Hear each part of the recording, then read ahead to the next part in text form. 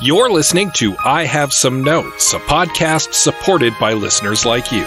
To contribute, visit patreon.com/I Have Some Notes.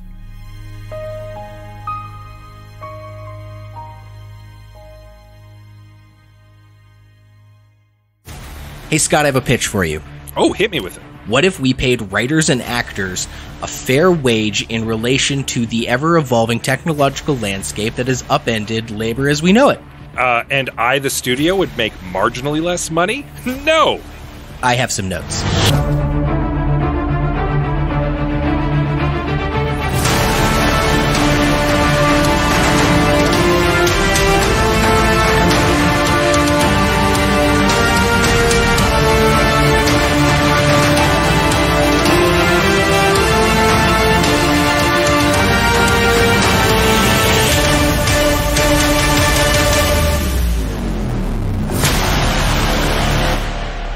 Welcome, everyone, to I Have Some Notes, the movie podcast with cuts, keeps, punch-ups, and tweaks on mediocre movies. I'm your host, Liam Creswick. I'm Scott C. Bourgeois. I'm Greg Beavert. And today we will be discussing The Brain That Wouldn't Die, a science fiction B-movie from 1962.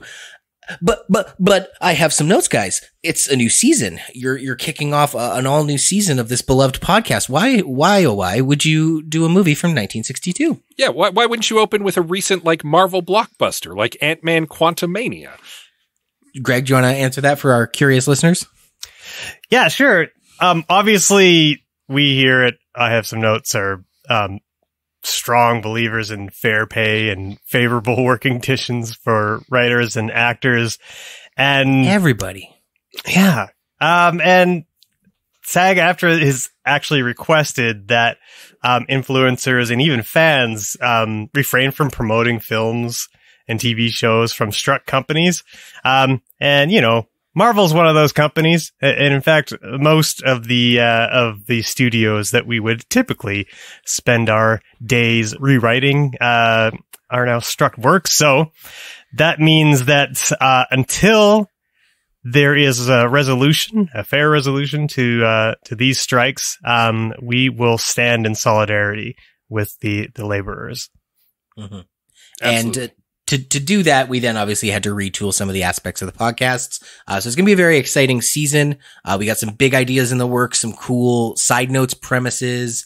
We're looking into some international films, perhaps, because those don't qualify as struck work in certain scenarios.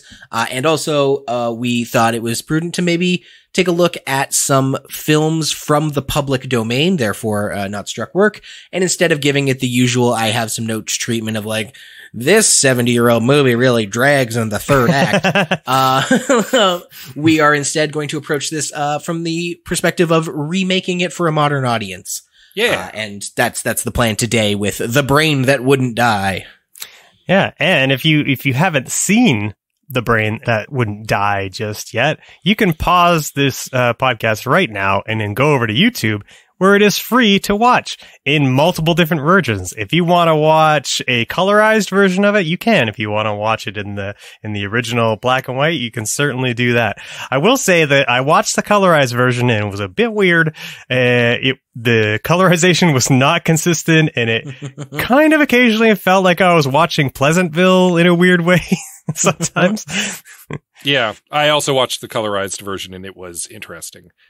See, I watched mine in black and white because I found it on Tubi, the free streaming service Tubi, and noticed that not only was there were 3 entries actually for The Brain That Wouldn't Die. There was the original film. There was a 2020 remake, and we'll discuss that in a moment. Sure. And there was also an uncensored version. And I was like, well, I got to watch this uncensored version. I don't know what would have been censored. Maybe it was the bloody arm. Maybe it was the boob. There were boobs in mine. Were there boobs in your guys' one? Oh, no. No. Oh, okay, then that's probably the boobs. We Mine missed had out boobs on boobs, Scott. Oh, dear. Dang it. I am not surprised to learn that there is an uncensored boob version of this film, because there are some very exploitative scenes in the film.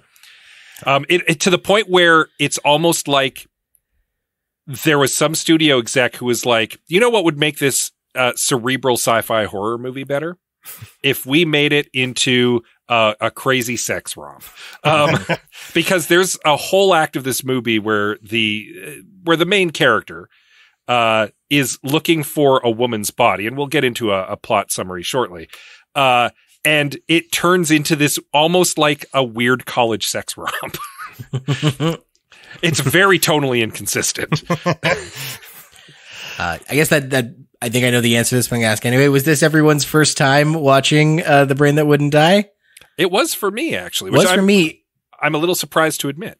Yeah, it was for me too. It's a film from 30 years before I was born. Greg, is it not a famous Mystery Science Theater 3000 episode? I have probably technically seen this movie more than 10 times.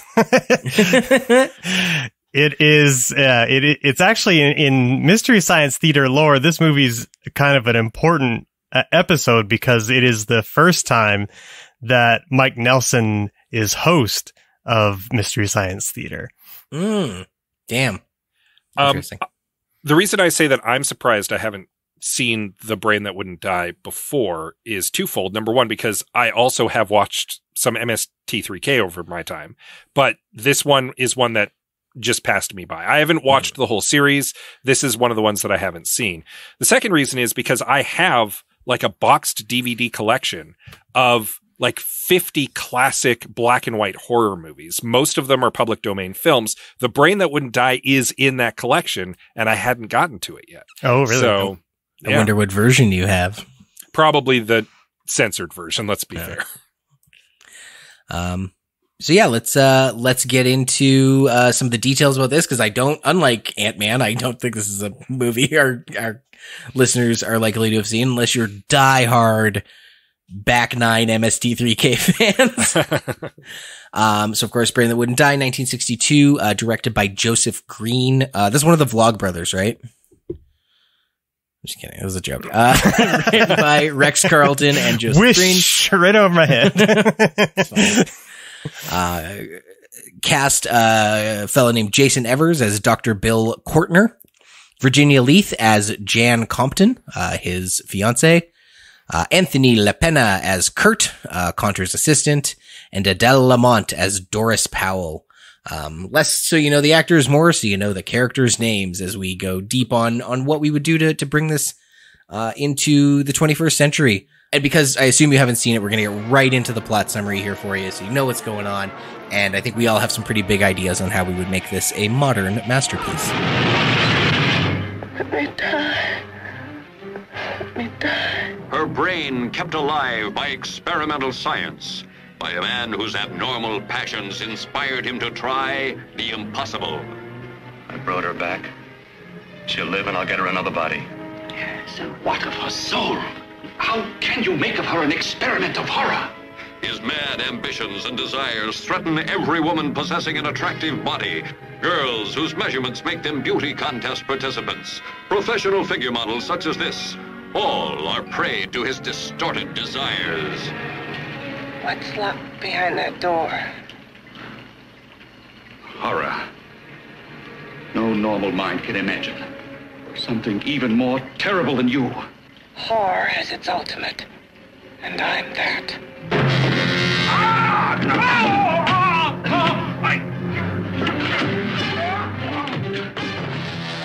After saving a patient who had been pronounced dead, brilliant but egotistical surgeon Dr. Bill Courtner and his beautiful fiancée Jan Compton are involved in a terrible car accident which decapitates her. Bill recovers her severed head and rushes to his secluded lab in the basement of his country home. He and his assistant Kurt revive her head using a serum of Bill's design. Jan's new existence is agony, and she begs Bill to let her die, but Bill's come too far to let a little agony stop him now, and he decides to murder another woman and stick Jan's head onto her. Bill begins to hunt for a suitable specimen with no luck. Meanwhile, at the country house, Jan begins communicating telepathically with a hideous mutant Frankenstein monster which has been locked in the laboratory closet. Kurt leaves a hatch in the cell door unlocked, allowing the monster to grab him, tear off his arm, and kill him. Meanwhile, Bill lures a figure model named Doris Powell to his house, promising to fix her scarred face with new tissue. He drugs her and carries her to the laboratory.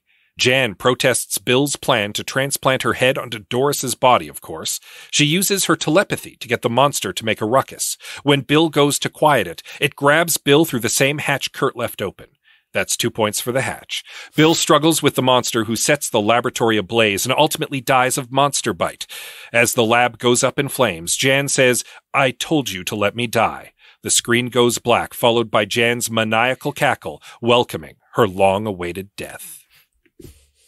Yeah, that was the weirdest part of the film for me, is Jan's character. The fact that it ends with the phrase, "the head that wouldn't die." Oh, yeah, that too, yeah. Whoops. Yeah. I will say, of the casting, I mean, this is pretty, like, low-budget horror. Very shoestring budget horror, in fact. Jason Evers as Dr. Bill Kortner came across really flat in the early part of the movie, and he starts to get a little more alive toward the end. But Virginia Leith as the titular brain that wouldn't die is really good in this movie, you guys. I thought she was really good in this movie. She does a lot with the fact that she's just a head on a plate. For most of the film, she makes some interesting choices, and I was like, wow, like, kudos to her. She really took this and ran with it in an interesting way and did a lot with what she had to do. So I just wanted to give Virginia Leith a little shout out there. I think she's excellent in this film. And it couldn't have been a comfortable shoot. No. You know, presumably she's on her knees with her head stuck through a table for most of it, with whatever goop that, you know, 1960s filmmakers put around her head. Probably something filled with lead. That's my guess. It's lead paint running through these pipes. And the lead paint looks better. Shut up. What color was it in the colored version? Because it was just kind of like, it was just black. It was kind of black. Yeah. Yeah. I was also legit surprised we saw the monster, because I was like, there's no way there's enough budget to show a monster in this movie. And then boom, monster. And I was like, oh, it's Sloth from the Goonies. Yeah. They really put it on. All the money's up there on screen. Literally all the money is in. Yeah, that was. It's kind of a cross between Sloth and Dan Aykroyd's Conehead. See, I got I watched Toxic Avenger recently because they're remaking that. I don't know if I guess maybe I can't talk about that. That struck work. But I did watch Toxic Avenger, and I got Toxie vibes because he's got the droopy eye and the sort of like mushy face. I don't know that they spent a lot of money on those prosthetics for. I guess I would assume that they kind of figured he's not on screen very much. Doesn't matter, because he kind of looked like his head was wrapped in toilet paper, and then they sort of like put some paper mache or plaster over it. In a way, I was going to say it was a little paper mache looking thing. Yeah. They got a really big guy to do it, though. Yeah. No, honestly, you know, for a movie that's, I suppose, famously an MST3K movie, this one's not terrible. It's quite a watchable film, actually. Oh, that's, I hate to say that's generous. Strong statement. Very bored. The first part of the movie drags. There's a lot of like padding with like Bill doing science for like minutes at a time. But like the last half of the movie, like, picks up pace quite a bit. That's fair. And it ends big. Like, it builds up to something. So I found it pretty watchable. I didn't hate it. I think it's definitely in the watchable zone. I wasn't necessarily bored. The only thing like you, Scott, like the pacing is definitely very slow at the start. And I was remarking to Aaron that like if you edited this in a modern way, it would be a half hour, you know? Like I'm thinking of specifically of the opening surgery scene, where Bill Kortner is showing up as dad and saving the life of the patient with his, crazy new techniques. And there's just like a long shot of him working on, and you can't see his hands because they're not doing anything, right? So it's just literally just them standing there essentially for what feels like 5 minutes. It's two doctors' faces, and you're like, and now the camera's gonna, you know, pan down, and we're gonna see the table that they're working on. No, it's just two guys in masks. All right. Yeah. I will also add that I was very surprised that the dad did not figure into the rest of the plot in any way. Yeah. Like he's there to as part of the setup. He mentions the country house and stuff. I was really expecting him to show up at the climax and be like, "Bill, my God, what have you done?" Nothing. Spoiler alert, that might figure into my remake, but oh yeah, in my version, I've eliminated them completely. Fair enough. I mean, he's superfluous. We'll put it that way. Yeah. You either make him a more important character or you cut him completely. I'm okay with either. One of the things I really enjoyed, and I always enjoy about movies made before the synthesizer, is just the frenetic, jazzy score. It's just like good movies have it, bad movies have it. Like pretty much until they invented the synthesizer, all movies, if you wanted any kind of like freneticism or action or bubbly bumpiness, you got a jazz band to be like, and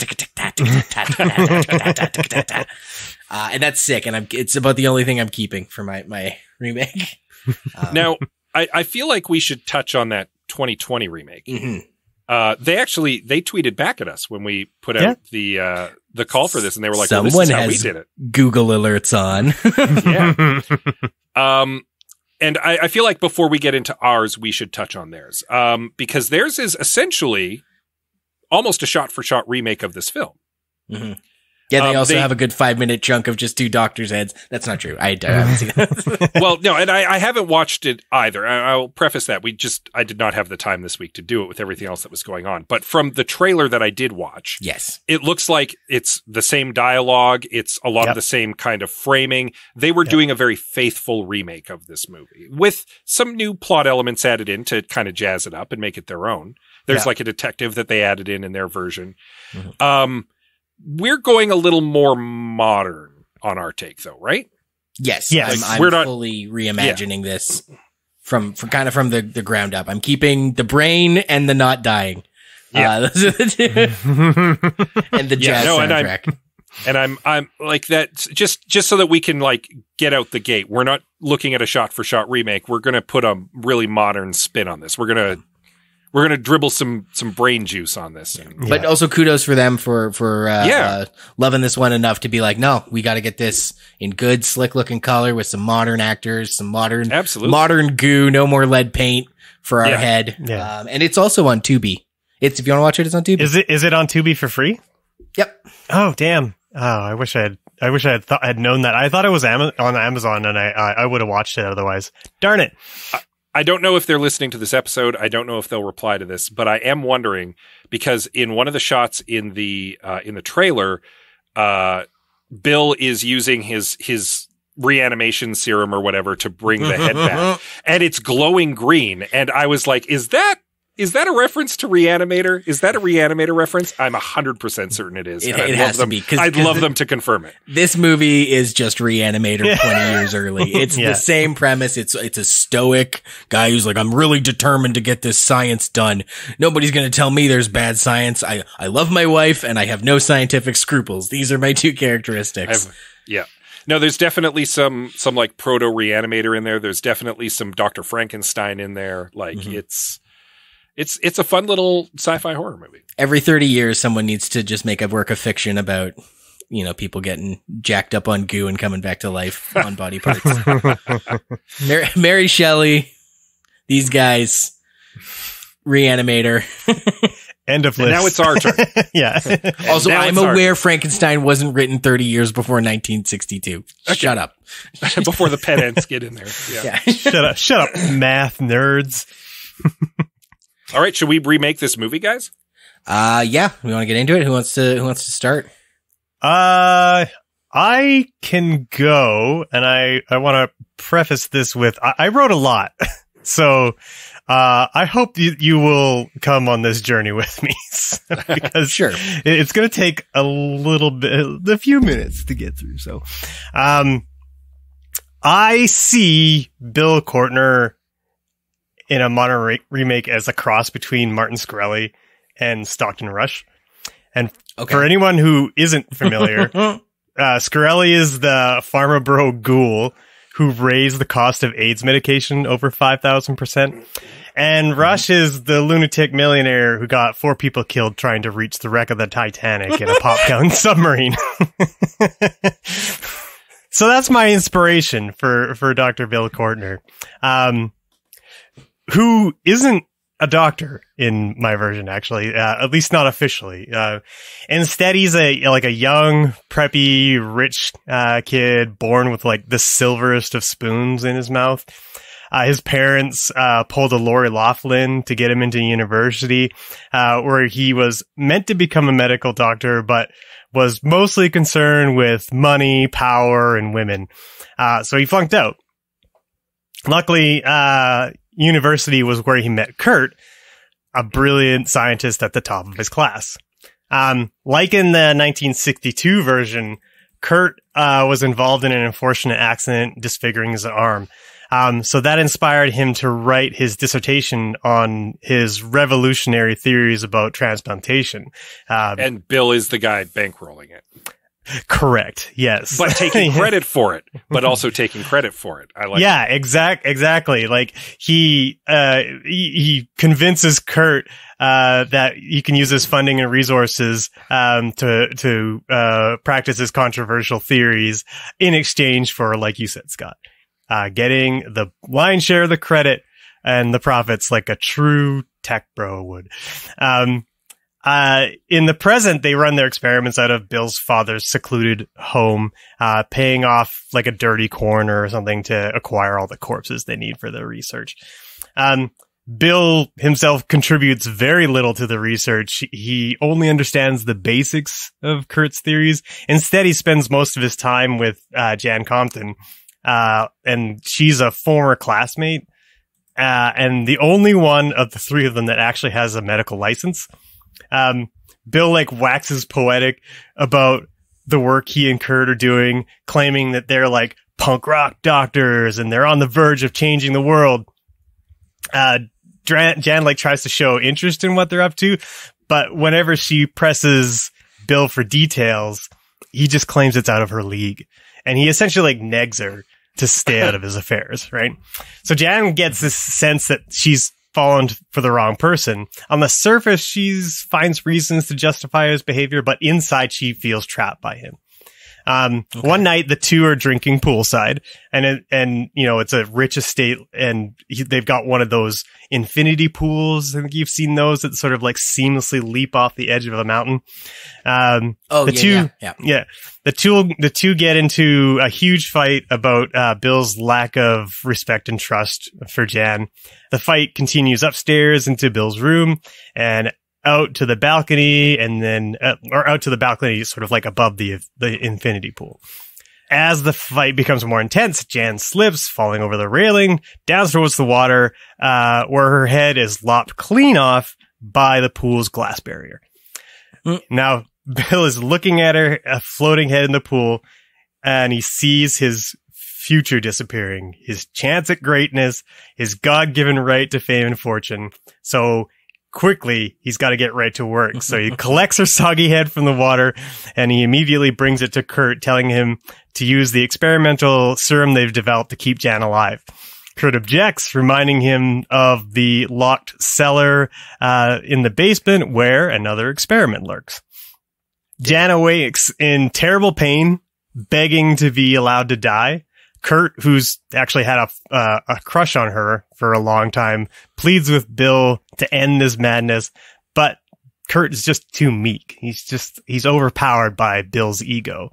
Bill's got a big personality, yeah. Yeah. So determined to save his own ass, Bill sets out to find a replacement body, and he ends up at like a brothel hoping to isolate a victim. He finds a woman who matches Jan's features. Sorry, Scott, I'll get to you in a second. But works to convince her to come with him. But the police raid the joint, so we get like a chase scene in which Bill barely escapes the cops. Go ahead. You were going to add something? Well, I was going to actually ask, why does he need a new body? What happened to her original body? Because in the original movie, her body gets burnt up in the car crash. Oh, it falls off the mountain.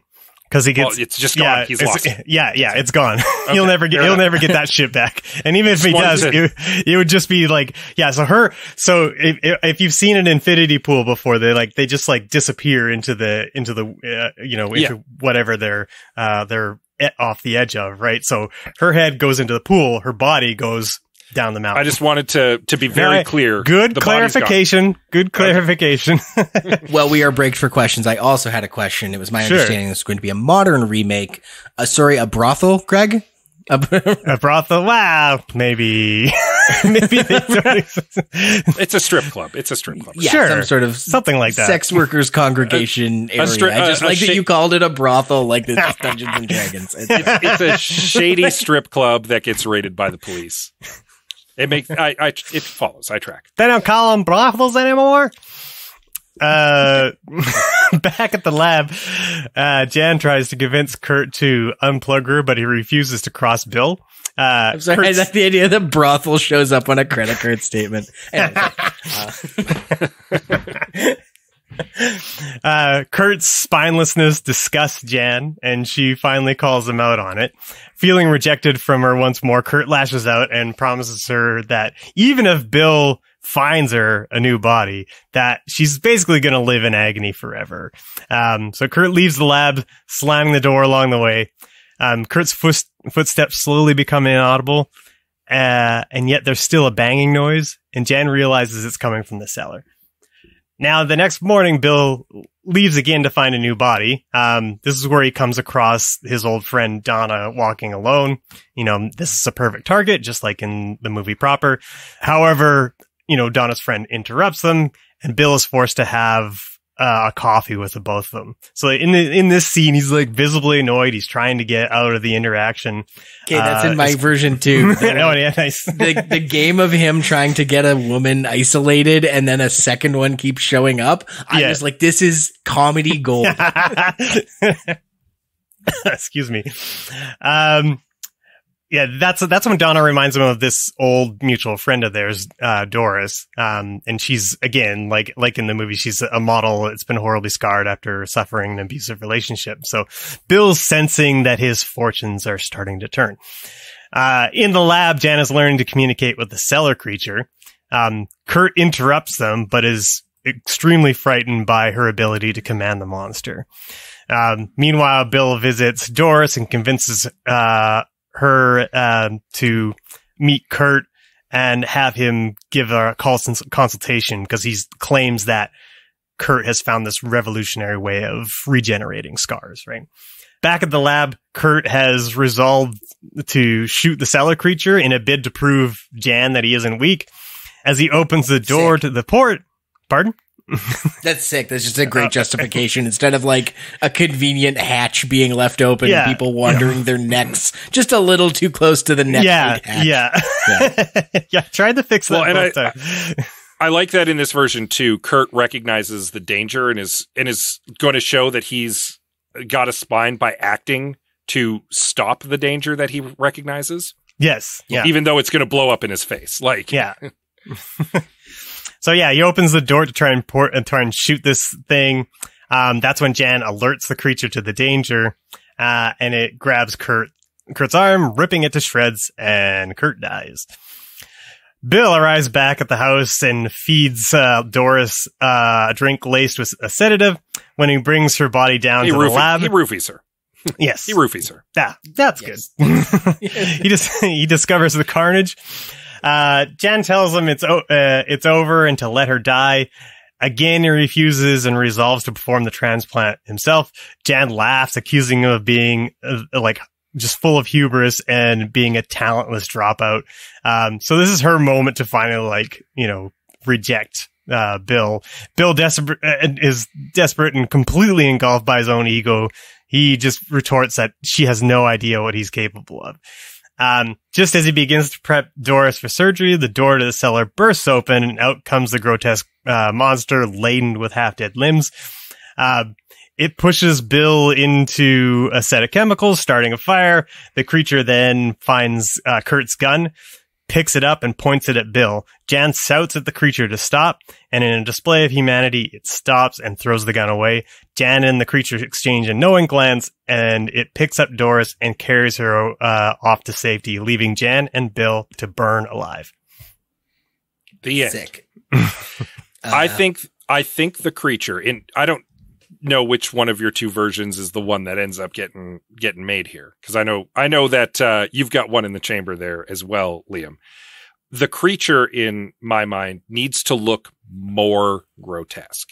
It needs to, and I think you nailed it right on the head when you said it's just like mismatched limbs all over the place. Like they've been making something really horrific down there by just like adding stuff to a torso to see if they can like keep it alive. And then it came to life. And now it's this, it's not even humanoid. Like, you know what? It's just like limbs. Have you ever gotten an allergy test where they like put like a, like 7x7 needles, like a grid of needles down on you? What if this torso of this chest is like, it's a bunch of hands on the chest or arms on a chest or a torso, but it was like, the top left one was formula number 1. Yes. This one was like formula number 2. And they're like the testing which form. So some of them are strong and beefy. Some of them are gnarled and shitty. Oh, that's beautiful. Yeah, I love 100%. All hands. Yeah. And we would have the budget to do that and not just have a paper mache mask on a big actor. Yeah. I'm all on board with that. It needs to be a really hideous monster that then, certainly in Greg's version, shows more humanity than the non-grotesque people. Mm-hmm. And I like that you've pumped some character motivations into it, like giving Kurt kind of this like needing to show he's got a spine, painting Dr. Conter, I don't know, I think I said it the first time. Courtner. Dr. Courtner as kind of this like weaselly leech, which also has then as themes of like he literally he grafts onto a rich family, he grafts onto a school, like he is also a foreign leech that will often be rejected, and he's gone his whole life figuring out exactly how he can graft himself into places he doesn't belong. I like that as a theme. It's great. Yeah. This is a really smart version. Greg, are you thinking of this as like a genuine horror film or a comedy or Little Column A, Little Column B? I actually was thinking like the tone similar to Bodies, just where like privilege permeates the air and there's this sort of like dark superficiality about everything. Sure. Like that was sort of what I was thinking. I don't think that necessarily came across in what I wrote necessarily, but fair. just like, that's what I'm asking. Yeah. How would you describe Bodies? I haven't seen that one yet.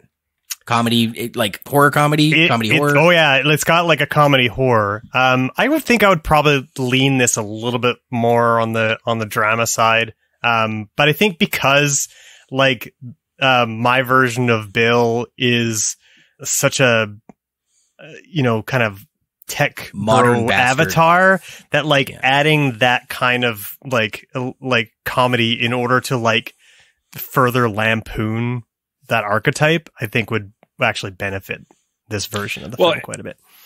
And at the same time as well, like the character's inherent narcissism would make a lot of the interactions with the other woman, even if it's like a comically frustrating scene for him, much creepier. Yes. Mm-hmm. Yeah. Then it's got like I would argue uncomfortable cringe laugh as opposed to like an outright camp laugh. Because it's very campy in the original movie. And it, as I said, it's very tonally inconsistent with a lot of the more horror stuff that's going on. Yeah. But I think you could thread that needle. If you had it written well, if you had it directed and shot well, you could thread that needle and make it so that it's, on the one hand, it's like, yeah, this is funny, but it's also unsettling. Like, yeah. Did you have anyone in mind for the cast? Oh no, I didn't go that far. I was going to say that because I went the other way. That's where I started. So. Oh really? Before you get to yours, I just wanted to mention some of the things I felt like I did address and I didn't address. So the one thing I wanted to get rid of was Jan being sort of like this sort of evil person. Like she kind of like is quasi evil in the movie proper, and like I get the sense that like they're sort of saying like this madness. The serum is driving her and like tapping into like this part of her. I don't know what that's supposed to be. Kurt even has a couple lines in the original film where he talks about how like she's just a brain, she has no heart, doesn't have a soul. Yeah, and I felt like they were kind of leading on the she came back wrong thing. Yeah. And because she's ultimately kind of the hero of the movie, I think that was a weird deke in a way, because it's really framing her as the supposed villain, but really Bill is the villain. Yes. And I think you could be more, if what you're saying is you want to be more clear that she is a victim, she's not the bad guy right from the start. I 100% agree with that. Yeah. Yeah, that was the one thing, that was something that I was definitely trying to fix. Some of the things I didn't address very well was the movie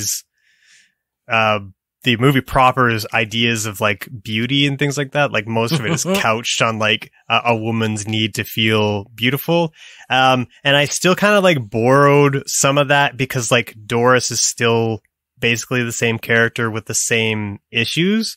And I like, you know, at time of recording, I didn't really have a way of sort of like massaging that in a way that didn't still feel like slightly gross, or maybe just didn't address that particular aspect of her character in a way that was like meaningful or interesting. I actually have an interesting, I'm not necessarily saying this is a pitch. This is just a thought experiment. What if Jan isn't a conventionally attractive woman, but Bill is looking for a conventionally attractive body for her? Because then it like, I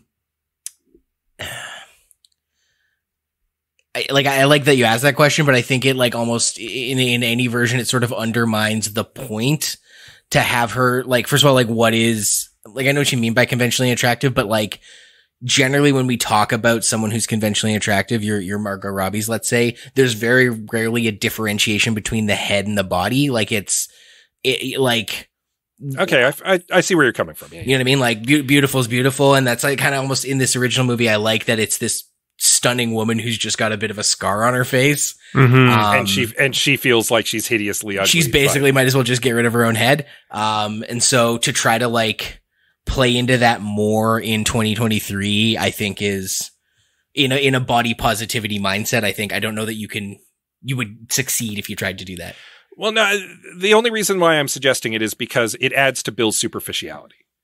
That like he would go out of his way to find what he thinks is a more attractive body for his decapitated girlfriend.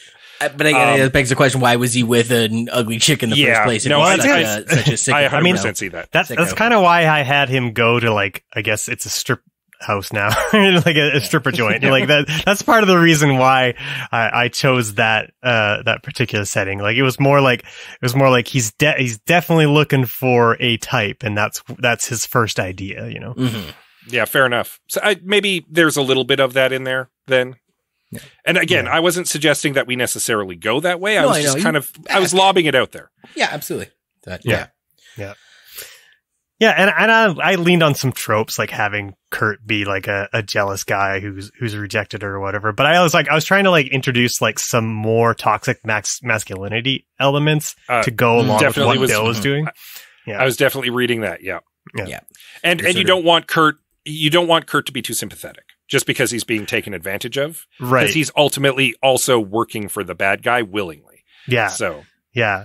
The only thing I don't like about this version is like I was trying to get away from like the whole reason I picked Bill as like this guy who doesn't really understand science is because like in a modern context, a rogue scientist who's doing monstrous things to people is not really what I would want to put out there right now, given like the political climate surrounding scientists and things like that.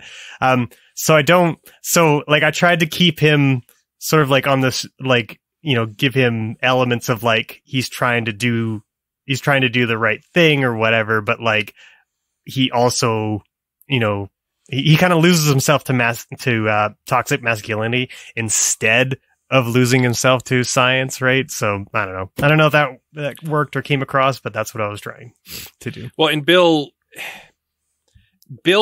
definitely because of the style of character, you're kind of the kind of archetype you're putting him in, doesn't need to be a good doctor or scientist, but he can be convinced that he is. Yeah. Mm-hmm. Yeah. Like he's ultimately just the money man and the face of the company that he and Kurt are putting together. But like, it's just like Glass Onion, right? It's a guy who's convinced the world that he's the genius and has bought into that own conception of himself. He's buying what he's selling. Yeah. I like it. I like that pitch a lot. I think that really modernizes it and touches on a lot of interesting modern themes. Mm-hmm. I like it because you didn't cast it. 'Cause most of what I was casting it, and like I have a few story beat things written out. And I was more going for like a tone, so we can take most of what you've put here, and I will take the baton now, and I would like to cast it. Okay. Yes. So that image of the lady, Jan in the rig with the, headphone looking things on the side of her face and the head sock.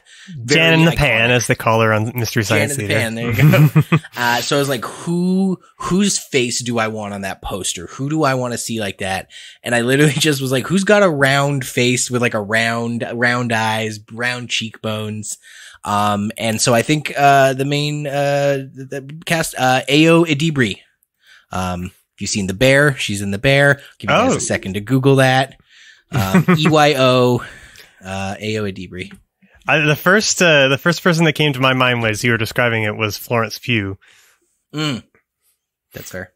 I appreciate Liam going out of his way to cast a non-white actor, though. Mm-hmm, I'd love to tell you I did, but it was round face first. Was Fair really enough. how we got there. Just no, but at the same time, I'm all for adding some diversity to the cast. Great, because I then also continued that trend with who I would cast as the Doctor. So if his Doctor, I just was like, who are actors that I like to see in things? And there's a great comedic actor getting a lot of work right now. He's overdue for a break. Let's give it to him. Starring role to Sam Richardson. If you've seen I Think You Should Leave, he's the other guy. That's not Tim Robinson. Oh, yeah, If you've seen, I would here's Ted Lasso.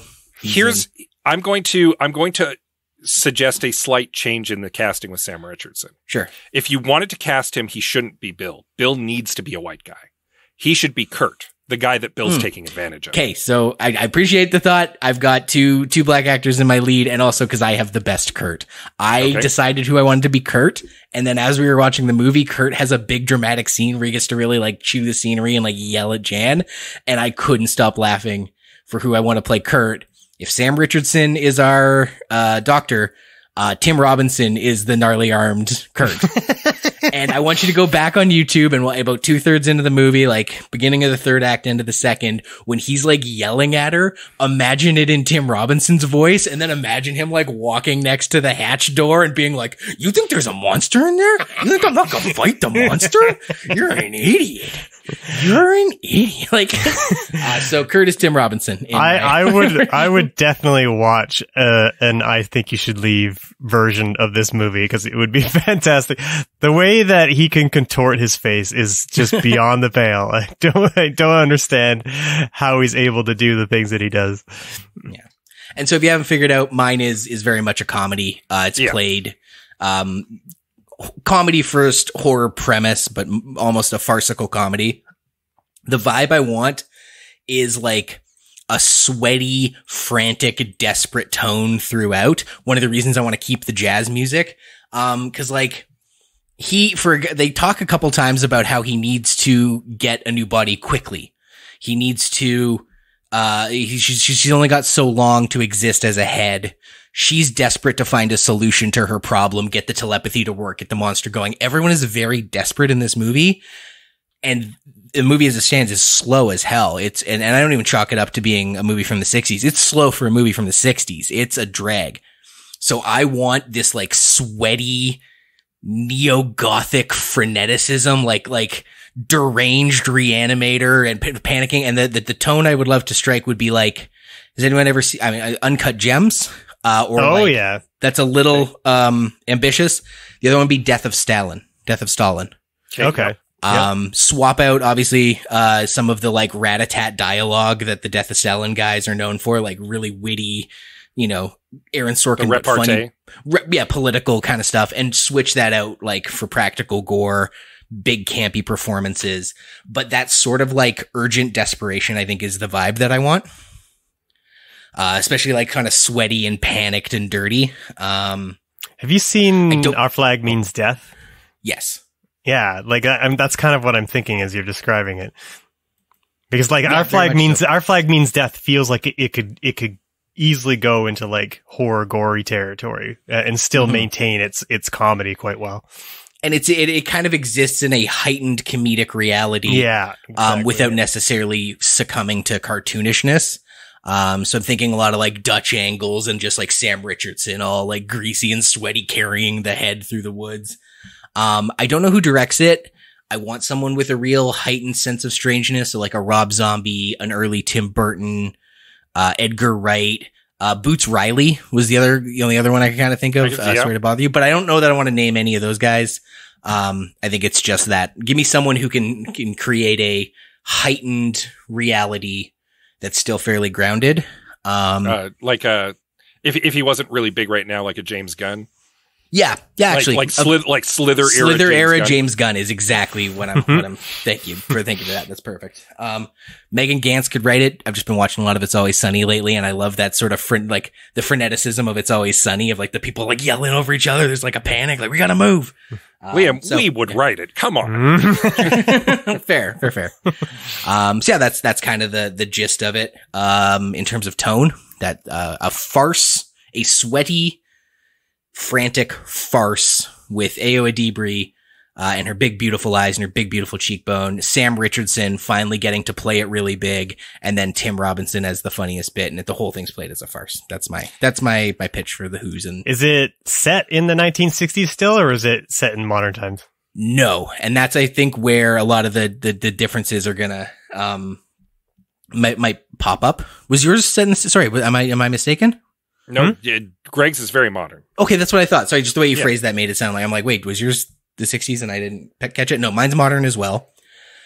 And so that's just I kind of like Greg's better, I think, than what I had. I think because it's the reason those details exist in Greg's serve a character, whereas mine was more just like, how can I make it modern? Yeah.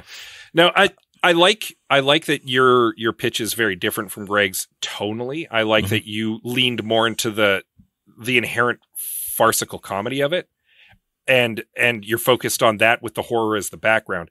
I do also like that Greg is doing it more serious as a horror movie, which has a little bit of comedy sprinkled throughout. Your cast is great for your movie, Liam, but does not work for Greg's. Might not work for Greg's. Might not work for Greg. Tim Robinson doesn't. Yeah. And again, with Greg's version, Bill has to be a white guy. But I like the idea of Kurt being a black guy in Greg's version. Just to add a little more diversity, and because of course the white guy is taking advantage of the black guy. Yeah. Of course he is. There's themes about like bodily autonomy and white people's presumption of it. So yeah. But if you'll indulge me, somehow I figure how I frame it in our modern context. I think he's a biological chemist. He's not the best one, but he's like a keener at the company. And that company is the place where they're like grafting shit onto animals. Like a couple years ago, there was an ear was like grown on a mouse. I know that's more like growing as opposed to grafting, but that same kind of vibe. This like he works for a legitimate medical company who are trying to like research grafting technologies on animals in a way that is like sane and pragmatic.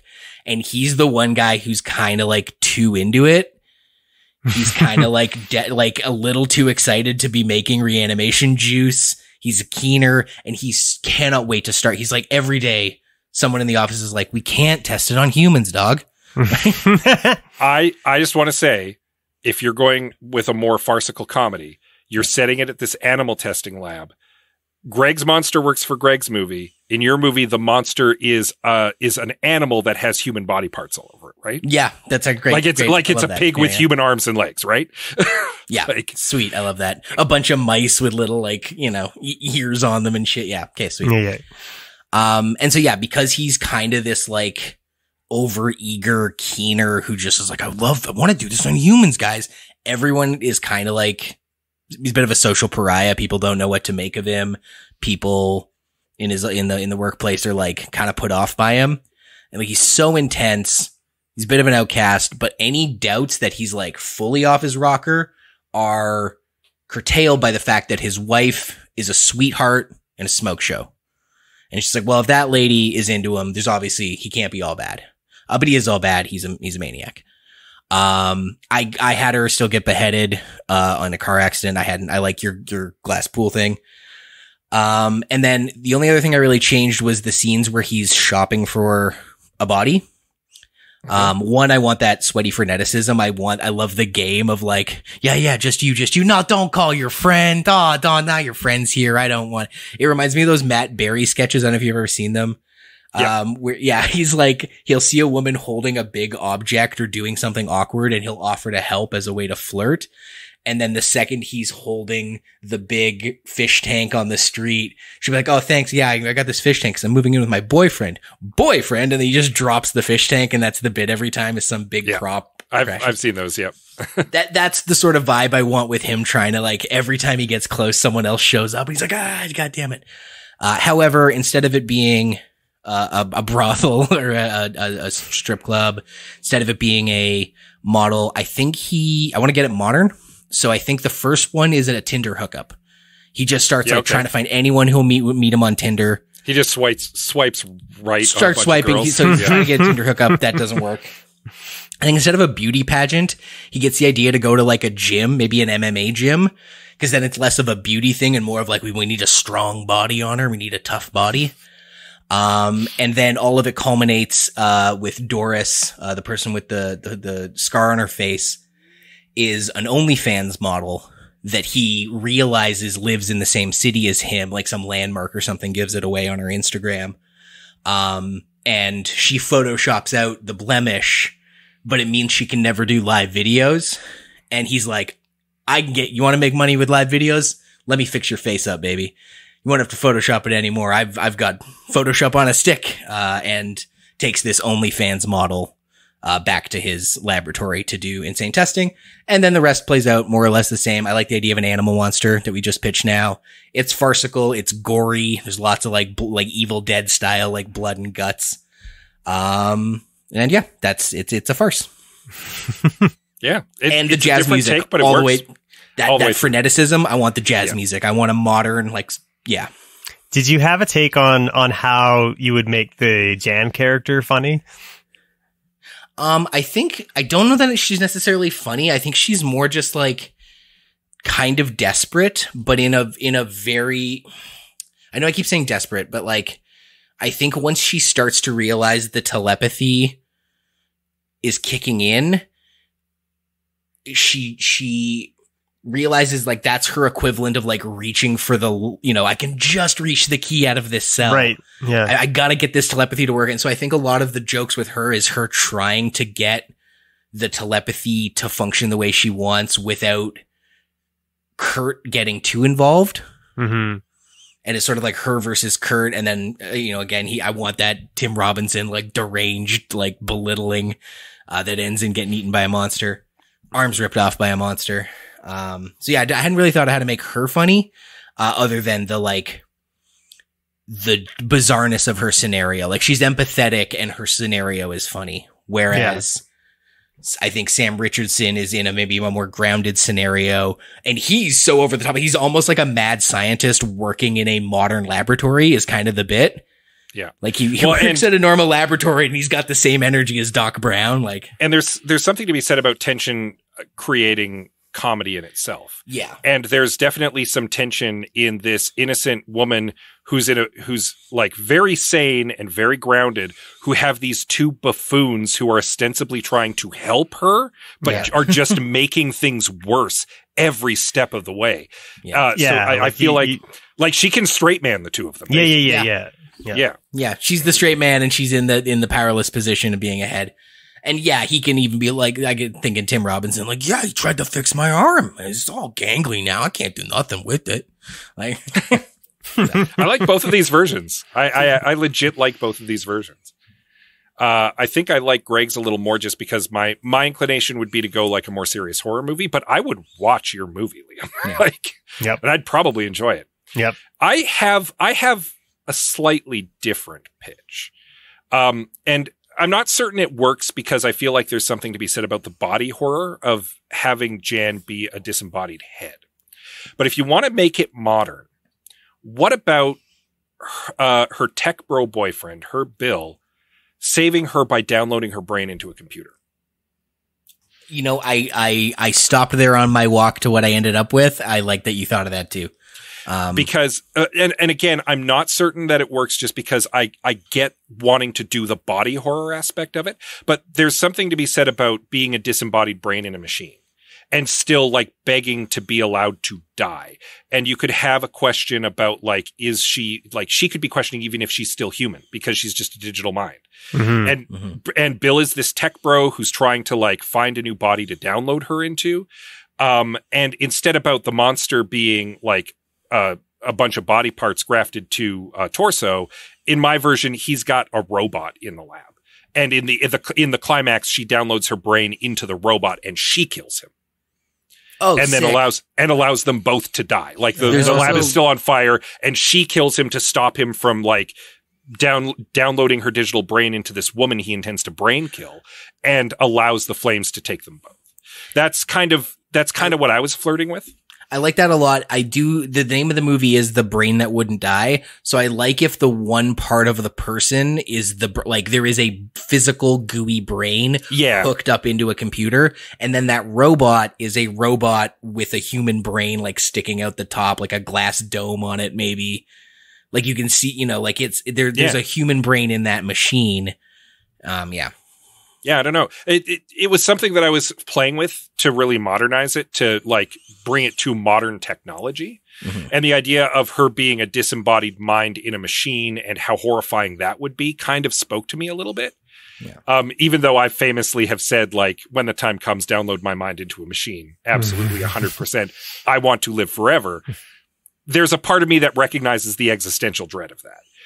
But I'm worried that walks up to a lot of modern sci-fi horror like Ex Machina, where it's kind of been done a little bit. There was a Johnny Depp movie that did that as well, where the guy gets his brain downloaded into a machine and turns evil. I don't think Jan turns evil in my version, but in the end, the reason why I kind of walked back from this, although I wanted to mention it, I just wanted to put it out there, was because I think that there's something to be said about the body horror of her being a disembodied head. Yeah. Though it does kind of evoke famously a movie we've done on this podcast that I did not like, but RoboCop 2014, one of the few affecting scenes of that. Cash grab nonsense is when he's alone and he's just a lung and an arm and a head. Yeah. And you're like, ooh, that's gnarly. It's kind of got those vibes of like, you see her brain or maybe even her head in that head sock, but it's in like a glass case that's connected to a bunch of like computer. Yeah. That's connected to a bunch of machines and computers. Yeah. I definitely think in no matter which version of this we did, the contraption that's keeping her alive should be more elaborate. Yeah, for sure. Yeah, maybe you can see a little bit of her spine or whatever. Like, it's yeah. Oh yeah, just to increase the horrorness of it all. Yeah, I liked one of the things that I liked in the original version as well was that, and I don't know if she was directed this way or if it was just a choice that Virginia Leith made, was that when she's beheaded, when she's talking, her voice is very raspy, and it's because she doesn't have lungs. And I was like, that's really smart. And just like stuff like that you could do. I love it. Mwah, yeah. Chef's kiss. Yeah. I think the only thing I really want to see is that freneticism. Cause I was really chapped at how, like, not only was it weird to watch this movie as it stands, where it's just this guy like going from sex worker to sex worker trying to murder them, which is like not, it's a drag. But also he really approaches them like he's got all the time in the world. Like, hey baby, why don't you like he's actually trying to charm them. And it's like, no, dude, you're trying to steal a living corpse. Like, why are you offering people drinks? Like, it's like, hurry up. Is he also, doesn't he have a line when he fails the first day and then he tells Kurt like, there are things that can be left for tomorrow, and he does it all in like an evil way or whatever. But like, he's like, he wasn't in a rush at all. Yeah. Like in my version, like he gets chased by the cops and he's like freaked out or whatever. So like there's a reason why it takes an extra day for him to figure things out. But yeah, I totally. Yeah. We've pitched some modern remakes, you guys. Yeah, this is, I quite like this. I don't know how many public domain movies I want to watch, but it's a fun way to make a meal out of having watched them. And so did some of our listeners. Thank you to those who responded. Obviously, this is new territory for us. So, any thoughts on a movie, even if it's not fixes or remakes, just anything you got to say about a movie coming up, we encourage you to share those thoughts wherever you might find us. X, Twitter, bit of a dumpster fire right now. Facebook, not much better. I encourage you to please come join us on the I Have Some Notes Discord.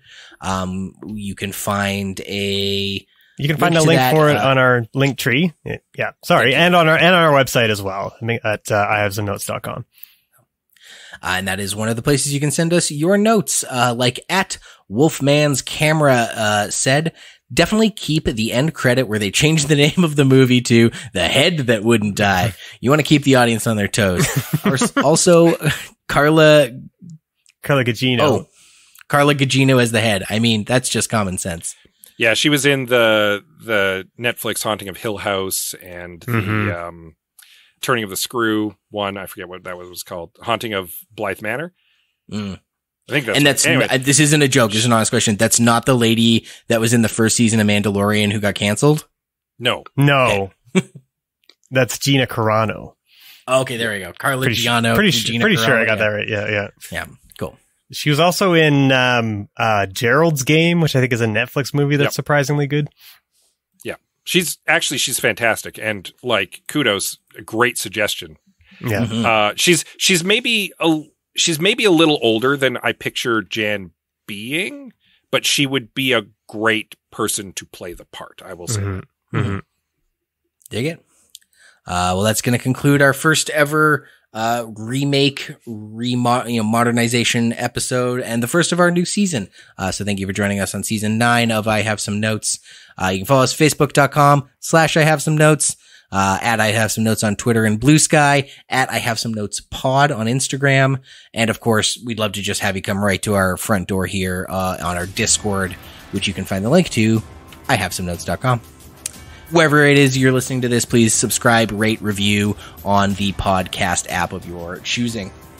Yeah, you can also head over to patreon.com/I Have Some Notes right now and support us financially as well. We are no longer with a network, and it helps keep the lights on around here, so we do appreciate anything that you could throw our way to help us out, and we definitely currently appreciate all of our current patrons. Yeah, keeps the lead paint flowing into our pans.